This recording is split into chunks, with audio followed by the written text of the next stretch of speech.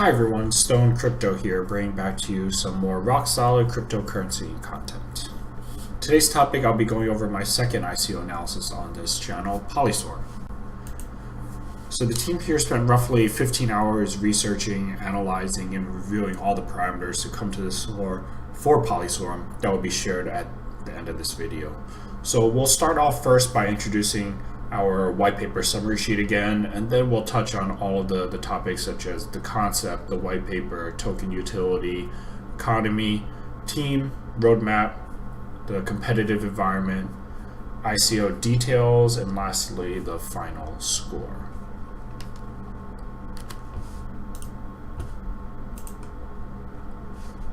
Okay, so to start off, PolySwarm is the first decentralized marketplace where security experts can build anti-malware engines that compete to protect you.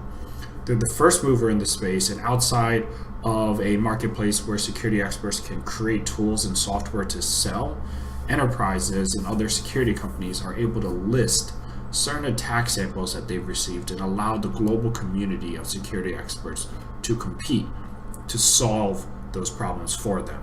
And then those problems will be submitted onto the blockchain. So oftentimes large corporations hire information security firms to protect and secure their private servers that house very sensitive data. PolySwarm also allows these security professionals and firms to better serve their customers by increasing their speed and manpower for not only protecting their clients from future threats, but addressing existing threats much faster by utilizing this platform. The platform itself also breeds competition and innovation, as the first solution to any existing threats uploaded are the ones that will be rewarded with NCT or Nectar tokens. So now to the white paper. We've solidified that the concept is definitely interesting. The white paper is well written, it looks clean and presentable. There are a few missing gaps that have been identified as red flags, which we addressed to the team as well. If you want to access the white paper, you can go into our sheet that is in the details below and then click on that link over there. So you can see white paper looks pretty good. If you were to click on any of the links, it takes you to where you need to go.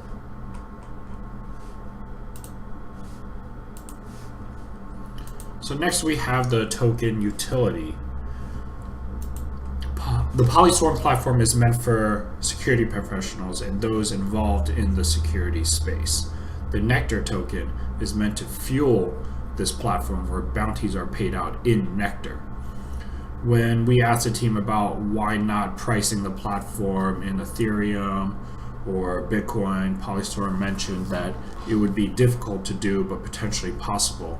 However, the Nectar tokens would be an easier solution if they wanted a stable price for their rewards. The community around PolySwarm would be easier to manage as opposed to the community around Ethereum or Bitcoin. There's also mention in the white paper that the platform and NCT tokens, Nectar tokens, are aiming to disincentivize speculation. And all of this information is very vague, but it seems to lead towards a token on the PolySwarm platform that is a utility token but may not appreciate in value or will potentially be pegged to a certain price. So that's one of the red flags that we are trying to get clarification on, and you can get a little bit more clarity on that, the PolySwarm token and the appreciation model in the token economy. So this is where in the token economy where a majority of the red flags come in. So 70% of token allocation is going to go to the crowd sale, which is pretty high, but it's okay.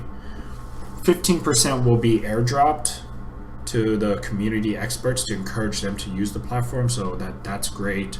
You're giving people in the community that can actually utilize the platform some tokens to get them started off with, to get some adoption. So that makes a lot of sense. And lastly, the remaining 15% will be left to fund future endeavors managed by the advisors. This is also okay. However, what's missing is there's no token allocation to the management team or advisors. When I reached out to the team about this, as it seems that the team is not incentivized for the success of PolySwarm, as they don't have a token allocation and no reason to work on the platform to increase the price of the token to make it more successful in the eyes of the community. They didn't really provide a lot of clarity around this topic. If you look at how the crowd sale Ethereum funds will be used, so 70% of the token allocation is going to be raised. 70% of the tokens will be raised in the crowd sale, and they'll be generating Ethereum or receiving Ethereum from that crowd sale, and 50% of those funds will be funded to employees for their salaries. 50% is a large portion of funded salaries, which kind of makes sense for a team that doesn't have any tokens. But when you dig deeper into this and then look into the PolySwarm revenue model, so why the team doesn't receive tokens and the team and advisors have no token allocation, the team mentioned that they were intentionally vague to provide themselves a competitive advantage in the market, and that the team and advisors held equity in the company. Literally, the company didn't really specify if the company is PolySwarm or not. No more insight was provided when asked for clarification. The conclusion here is that the team and advisors are not allocated tokens. There has been mention of equity, which implies ownership in a company, which isn't really possible in a decentralized economy. So the team and advisors have ownership in a company that the public doesn't have visibility to, and this company will have an advantage on the PolySwarm platform in order to earn Nectar tokens for revenue. So I'll summarize this at the end, as I'm sure this may be a bit confusing and was very confusing for us until we put all the pieces together. But there are some red flags around the token appreciation model and the token economy. Next, we'll move on to the team.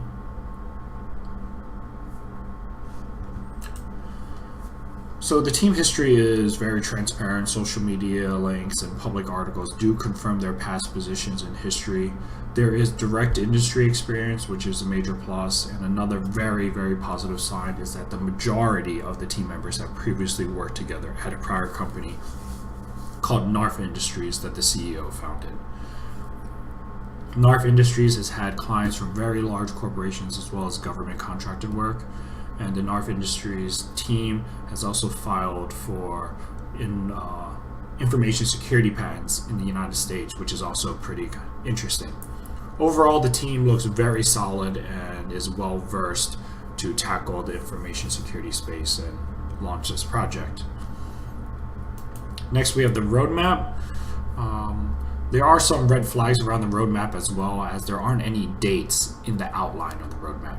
The team did mention that dates around the roadmap would be provided relatively soon, but we haven't seen them yet. A positive sign or a spin to this would be that the platform alpha was mentioned to be ready by the ICO date. So that's pretty good. They're already working on the platform. So next we have competition. The competition is a bit interesting if you understand the ICO model. So if you were to look at some of the indirect competitors like QuantStamp and Hacken, you would think they are potentially eating market share or could be indirect competitors, but that isn't really the case. PolySwarm itself is just a platform, and the team has no revenue generated or tokens that would be returned exclusively to the team from this platform. They are trying to create a fair platform where the PolySwarm or the NARF Industries team or the other shadow company that they have can compete with various other information security teams to innovate on the PolySwarm platform and make the community stronger. Well, this is probably why the team is very vague around how they will make money, as they will be competing with everyone else on this platform. Their advantage is they created this platform or game for everyone to participate in, so they will have more knowledge about all the nooks and crannies they can take advantage of when the platform is launched.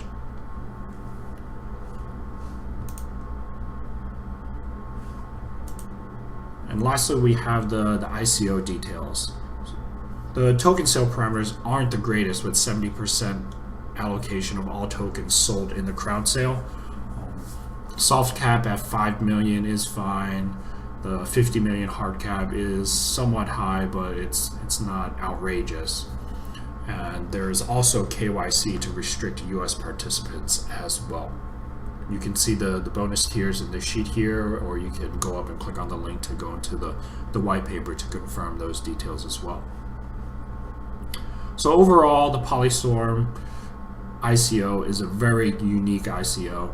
The team building the platform and marketplace are top-notch. PolySwarm will provide a competitive and innovative landscape for the antivirus and threat detection community. However, there seems to be very little incentive for anyone to participate in the crowd sale outside of information security professionals. So there has been mention that the team is disincentivizing speculators and hinting at a stable price for the token, which leads you to think that the token value may be pegged. What's worse on the token appreciation side is the team and advisors hold 0 tokens and are not incentivized to help their investors in the token sale that aren't in the information security community. So overall, it's a solid ICO, but not recommended for anyone that is not in the information security space. Our overall score for PolySwarm is a 6.6 out of 10.